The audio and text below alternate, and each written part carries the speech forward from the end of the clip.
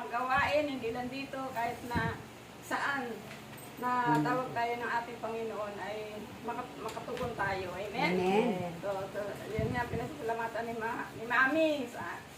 Ilan-ilan lang daw tayo. Pero, yan naman sinabi na ng ating Panginoon, di ba, na kahit 2-3 lang Amen. nandito siya, nakasama natin. Saan man may 2-3. Oo, panghawakan natin palagi ang sinasabi ng ating Panginoon na kahit 2 o 3 lang ay marami tayo kasama natin ang mga angel. Amen. Amen.